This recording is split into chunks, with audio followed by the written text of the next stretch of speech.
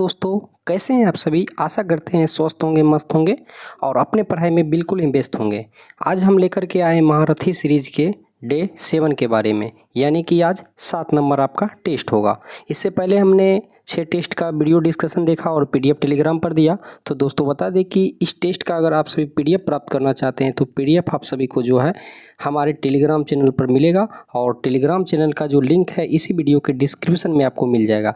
तो फटाक से आपको अगर इसका पीडीएफ लेना है तो वीडियो के डिस्क्रिप्शन में जा कर के टेलीग्राम चैनल को खोजिए और उसे ज्वाइन कीजिए और वहां से आप फ्री इसका पीडीएफ प्राप्त कर सकते हैं। तो चलिए हम क्वेश्चन की ओर आगे बढ़ते हैं।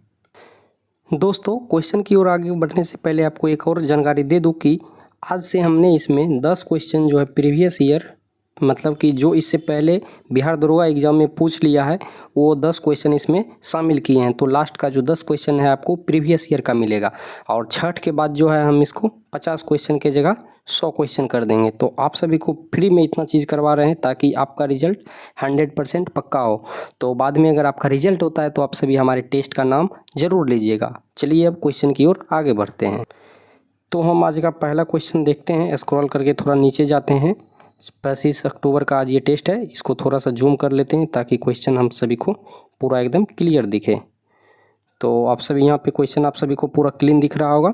तो आज का जो हमारा क्वेश्चन है, पहला क्वेश्चन है, महात्मा गांधी ने 1930 में सविनय विज्ञान आंदोलन का आरंभ किया था, यानी कि किस स्थान से सविनय विज्ञान आंदोलन का आरंभ किया था। तो दोस्तों आप सभी को बता दें कि 1930 में महात्मा गांधी के द्वारा सविनय विज्ञान आंदोलन का प्रारंभ साबरमती आश्रम से किया गया था।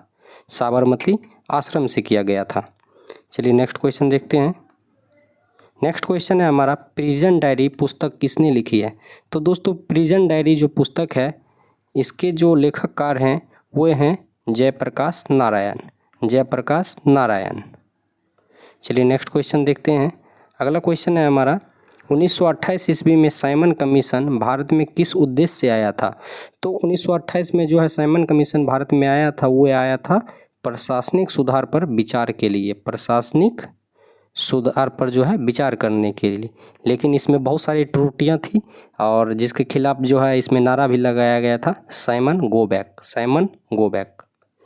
चलिए नेक्स्ट क्वेश्चन देखते हैं। 4 नंबर हमारा क्वेश्चन है, दादा भाई नौरोजी आमतौर पर किस नाम से जाने जाते थे। तो दादा भाई नौरोजी को जो है अन्य और नाम से जो जाना जाता था वो था grand old man of India. Grand old man of India, ये नाम से जो है दादा भाई नौरोजी को जाना जाता था। चलिए नेक्स्ट क्वेश्चन देखते हैं।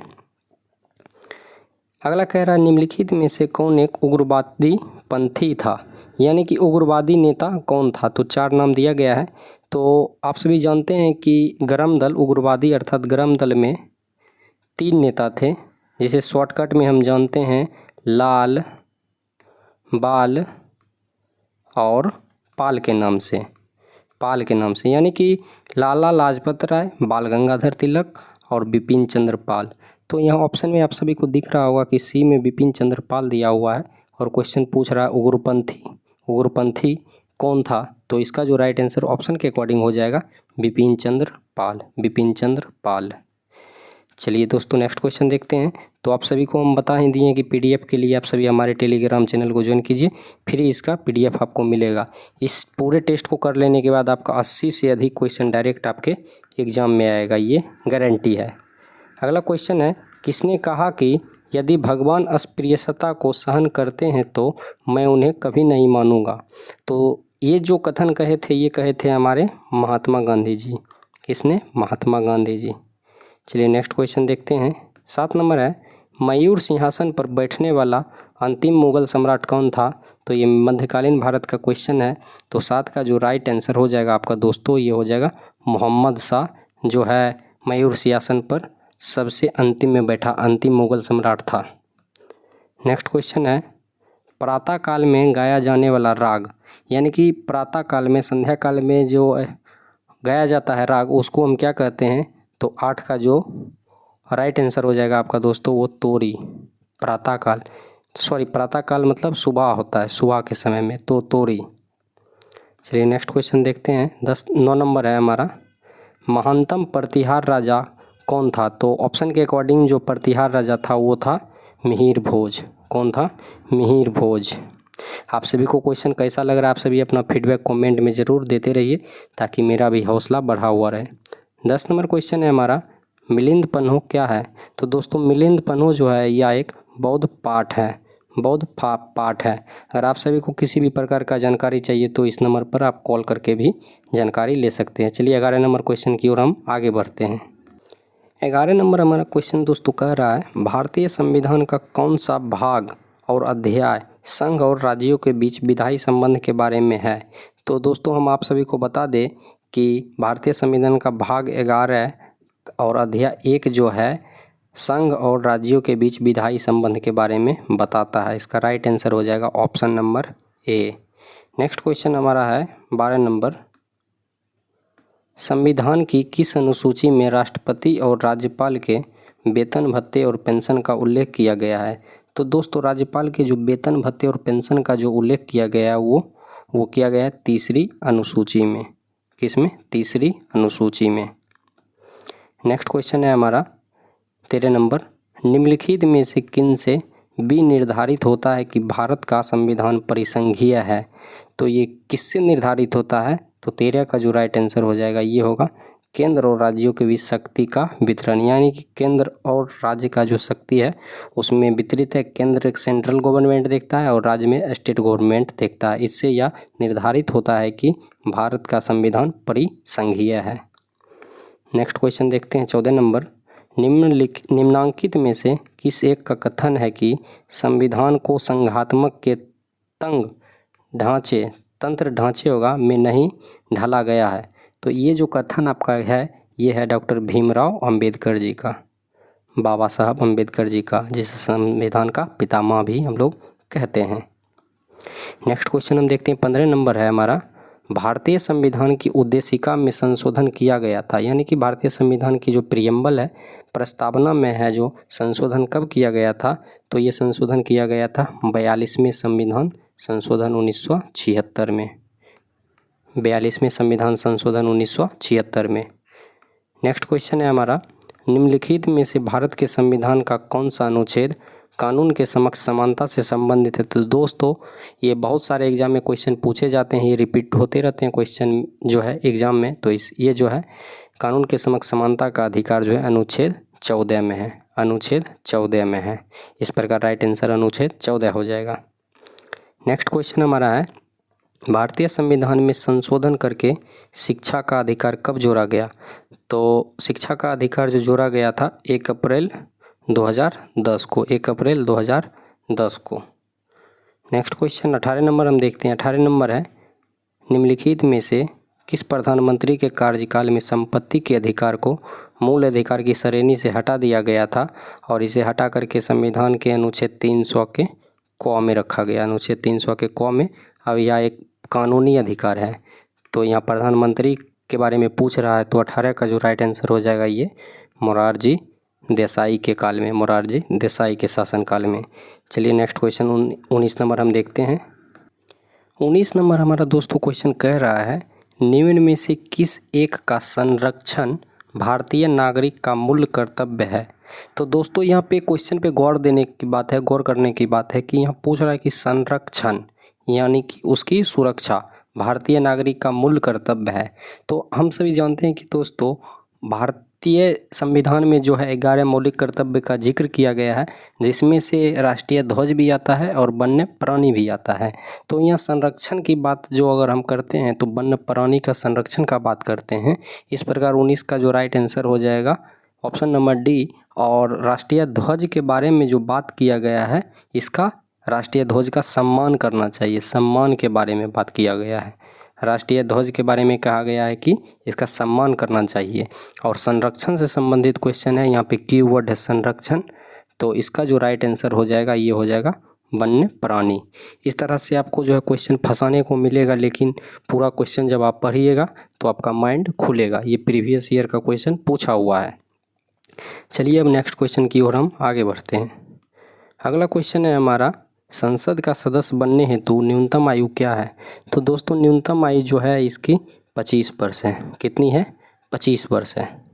अगला क्वेश्चन है 21 नंबर, हिमालय का पर्वत पदीय प्रदेश है, तो पर्वत पदीय प्रदेश कौन सा है? तो ये है आपका शिवालिक। कौन है? शिवालिक। 22 नंबर हमारा क्वेश्चन दोस्तों कह रहा है, 22 नंबर, भारत के कौन से दो राज्य सबसे बड़े पैमाने पर लौह अयस्क से संपन्न है? तो 22 का जो राइट आंसर ऑप्शन के अकॉर्डिंग हो जाएगा ये है मध्य प्रदेश और ओडिशा। मध्य प्रदेश और ओडिशा। नेक्स्ट क्वेश्चन हम देखते हैं 23 नंबर, किलिमंजारे या किलिमंजारो यहाँ पे होगा, किलिमंजारो है एक, क्या है किलिमंजारो? तो 23 का जो राइट आंसर हो जाएगा ये है एक आग्नेयगिरी। आग्नेयगिरी, वॉल्केनो, वॉल्केनो। चलिए नेक्स्ट क्वेश्चन देखते हैं। अगला है हमारा, रेलवे का जोन मुख्यालय हाजीपुर स्थित है। हाजीपुर आप सभी जानते हैं कि बिहार का एक ज़िला है जो बिहार में ही स्थित है, और रेलवे जोन मुख्यालय हाजीपुर के बारे में पूछा जा रहा है, तो ये कहाँ स्थित है? ये बिहार में स्थित है। नेक्स्ट क्वेश्चन है हमारा, हीराकुंड बांध कौन सी नदी पर बनाया गया है? तो हीराकुंड बांध जो है ये बनाया गया है आपका दोस्तों 25 का राइट आंसर हो जाएगा महानदी पर। किस पर? महानदी पर। 26 नंबर है, किस राज्य में सबसे अधिक लेटेराइट मिट्टी है? तो लेटेराइट मिट्टी की सबसे अधिकता जो है मेघालय राज्य में है। कहाँ है? मेघालय राज्य में। नेक्स्ट 27 नंबर देखते हैं हम, भारत में चंद्रा और भाग नदियाँ किस क्षेत्र में बहती है? तो चंद्रा और भाग नदियाँ जो है ये लाहौर क्षेत्र में बहती है। लाहौर क्षेत्र में बहती है। 27 का राइट आंसर सी होगा। नेक्स्ट क्वेश्चन है हमारा 28 नंबर हमारा है दोस्तों, भारत में जनसंख्या के अनुसार तीसरा एवं क्षेत्रफल में 12वां राज्य, जनसंख्या के अनुसार तीसरा और क्षेत्रफल के अनुसार 12वां राज्य कौन सा है? तो 28 का राइट आंसर हो जाएगा ये बिहार है। हमारा अपना बिहार है। नेक्स्ट क्वेश्चन देखते हैं, निम्नलिखित में से किस पहाड़ी पर चाय बागान नहीं है? तो चाय बागान कहाँ पे नहीं है? तो 29 का जो राइट आंसर होगा ये गिरनार में नहीं है, बाकी कानन देवन में है, नीलगिरी में है, दार्जिलिंग में है, इस जगह पे है, और गिरनार में नहीं है। तो कीवर्ड यहाँ नहीं है। चलिए नेक्स्ट क्वेश्चन है हमारा, निम्नलिखित देशों में से किसकी भारत के साथ सबसे अधिक लंबी सीमा है? तो सबसे अधिक लंबी सीमा जो है दोस्तों 30 का जो राइट आंसर होगा वो बांग्लादेश का जो है सबसे अधिक लंबी सीमा है। यहाँ पे ना तो स्थलीय दर्शाया गया है ना जलीय दर्शाया गया है, तो डायरेक्ट दिया गया है। तो ऑप्शन के अकॉर्डिंग अगर हम जाएंगे तो राइट आंसर बांग्लादेश होगा। बांग्लादेश, यहाँ चीन ऑप्शन में है नहीं। नेक्स्ट क्वेश्चन है, उत्तोलक किस सिद्धांत पर कार्य करता है? तो दोस्तों उत्तोलक जो है 31 का जो राइट आंसर होगा वो बल आघूर्ण पर कार्य करता है। बल आघूर्ण पर कार्य करता है। चलिए नेक्स्ट क्वेश्चन 32 नंबर हम देखते हैं।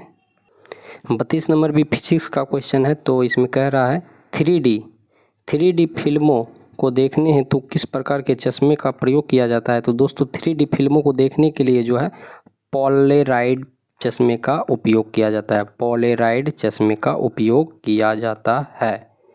नेक्स्ट क्वेश्चन है हमारा केमिस्ट्री से है, अम्लीय विलयन के pH का मान क्या होता है? तो अम्लीय विलयन के जो pH का मान होता है 7 से कम होता है। 7 से कम होता है। 34 नंबर क्वेश्चन है, निम्नलिखित में से कौन भौतिक प्रक्रिया नहीं है? तो भौतिक प्रक्रिया नहीं है, ये 34 का जो राइट आंसर होगा फलों का पकना। फलों का पकना जो है यह एक भौतिक प्रक्रिया नहीं है। नेक्स्ट क्वेश्चन देखते हैं 35 नंबर, डायनासोर किस प्रकार के जीव थे? तो डायनासोर जो किस प्रकार के जीव थे उसके बारे में पूछा गया है। तो 35 का जो राइट आंसर दोस्तों हो जाएगा ये एक मीसोजोइक पक्षी। मीसोजोइक पक्षी था। मीसोजोइक पक्षी था। 35 का राइट आंसर बी हो जाएगा हमारा। नेक्स्ट क्वेश्चन देखते हैं 36 नंबर, पूर्ण विकसित कोशिकाओं का प्रकार है। पूर्ण विकसित कोशिकाओं का प्रकार कौन सा है? तो ये है यूकैरियोटिक कोशिका। यूकैरियोटिक कोशिका। नेक्स्ट क्वेश्चन 37 नंबर देखते हैं, निम्नलिखित में से सर्वप्रथम किसने कोशिका की खोज की थी? तो कोशिका की जो खोज की थी वो रॉबर्ट हुक ने किया था सर्वप्रथम। किसने? Robert Hooke. ये PYQ क्वेश्चन पूछा हुआ है आपका। नेक्स्ट क्वेश्चन देखते हैं, अगला है, निम्नलिखित फलीदार पौधों में कौन पेट्रोपादक पेट्रोप्लांट भी है? तो कौन है? तो 38 का जो राइट आंसर होगा वो करंज है। कौन है? करंज है। करंज। नेक्स्ट क्वेश्चन देखते हैं 39 नंबर, करनाल बंट किस फसल का रोग है? तो करनाल बंट जो जिस फसल का रोग है दोस्तों वो 39 का जो राइट आंसर होगा वो होगा गेहूं का। किसका है? गेहूं का। नेक्स्ट क्वेश्चन देखते हैं 40 नंबर। हमारा 40 नंबर क्या कह रहा है, निम्नलिखित में से कौन सा एक यौन संचरित रोग नहीं है, यानी यौन के द्वारा रोग नहीं होता है तो वो स्कर्वी रोग जो है यौन संचरित रोग नहीं है। नेक्स्ट क्वेश्चन है 41 नंबर, मनुष्य नेत्र में पुतली के आकार का नियंत्रण होता है। तो आप सभी को बता दें कि यहाँ से जो क्वेश्चन 10 आपका मिलेगा, 10 क्वेश्चन 41 से लेकर के आपका 50 तक ये बिहार दरोगा का PYQs मिलेगा, और जिसमें अपडेटेड 64 पोस्ट तक का क्वेश्चन शामिल करते हैं। टोटल क्वेश्चन को हम कम्प्लीटली करवा देंगे ख़त्म, और छठ के बाद 100 क्वेश्चन हो जाएगा तो PYQ की संख्या भी बढ़ा देंगे। तो 41 नंबर जो PYQ क्वेश्चन कह रहा है कि मनुष्य नेत्र में पुतली के आकार का नियंत्रण होता है, तो ये परितारिका द्वारा होता है, परितारिका द्वारा।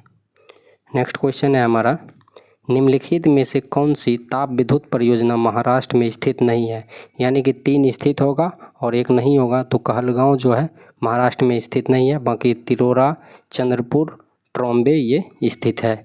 नेक्स्ट क्वेश्चन, काला शोक किस राजवंश से संबंधित था। तो दोस्तों काला शोक जो संबंधित राजवंश है इसका ये है शिशुनाग वंश। कौन सा? शिशुनाग। नेक्स्ट क्वेश्चन है 44 नंबर, लैंगरहंस द्वीप किस अंग का भाग है। तो लैंगरहंस जो द्वीप है ये आपका जो भाग है ये अग्नाशय का है, अग्नाशय का है। ठीक है, नेक्स्ट क्वेश्चन हम देखते हैं। अगला है 35 नंबर, कृषि अर्थव्यवस्था के किस क्षेत्र के अंतर्गत आता है। कृषि अर्थव्यवस्था जो है जिसके अंतर्गत आता है ये है आपका प्राथमिक क्षेत्र। कौन सा है? प्राथमिक क्षेत्र। चलिए 46 नंबर क्वेश्चन देखते हैं आगे। 46 नंबर दोस्तों हमारा क्वेश्चन कह रहा है, सर्वप्रथम कृषि का साक्ष्य किस स्थल से प्राप्त हुआ। तो आप सभी जानते हैं कि सर्वप्रथम कृषि का जो साक्ष्य प्राप्त हुआ ये मेहरगढ़ से प्राप्त हुआ है, हड़प्पा स्थल मेहरगढ़ से प्राप्त हुआ है। नेक्स्ट है, धन निष्कासन का सिद्धांत किसके द्वारा दिया गया था। तो धन निष्कासन के सिद्धांत को ये बहुत सारे एग्जाम में पूछे हुए क्वेश्चन है और बहुत बार ये रिपीट होता है, तो इसका जो राइट आंसर होगा दादा भाई नौरोजी के द्वारा जो है सर्वप्रथम डेन ऑफ थ्योरी यानी कि धन के निष्कासन का सिद्धांत दिया गया था। नेक्स्ट 48 नंबर क्वेश्चन है, राजस्व में रैयतवारी प्रयोग का प्रारंभ किसके द्वारा किया गया। तो 48 का जो राइट आंसर आपका होगा वो होगा अलेक्जेंडर रीड के द्वारा, नेक्स्ट 49 नंबर हम क्वेश्चन देखते हैं दोस्तों। 49 नंबर हमारा है, किताब उल हिंद पुस्तक किनके द्वारा लिखी गई है। तो किताब उल हिंद की पुस्तक के जो रचयिता हैं वो हैं आपका अल बरूनी। अब अंतिम प्रश्न है, लास्ट क्वेश्चन हम देखते हैं, समय के साथ वेग में परिवर्तन को किससे परिभाषित किया गया है। तो दोस्तों इसका क्या राइट जवाब होगा आप सभी हमें कमेंट बॉक्स में कमेंट करके दें। और पुनः मैं आप सभी को बता दूं कि इसका PDF के लिए आप सभी हमारे टेलीग्राम चैनल को ज्वाइन कीजिए, और टेलीग्राम चैनल पर इसका PDF आपको प्रत्येक दिन जो है रात्रि 11 बजे जाता है, जो कि बिल्कुल निःशुल्क मिलेगा। और आशा करते हैं आप सभी को ये वीडियो बहुत ही अच्छा लगा होगा, और अच्छा लगा है तो दोस्तों में शेयर करें। ऐसे ही क्वेश्चन रोज़ाना देखने के लिए आप हमारे चैनल को ज़रूर सब्सक्राइब करें। फिर मिलते हैं नेक्स्ट वीडियो में नेक्स्ट सेशन के साथ। आप सभी का बहुत बहुत धन्यवाद। आप सभी अपना कीमती समय हमारे चैनल पर दिए हैं।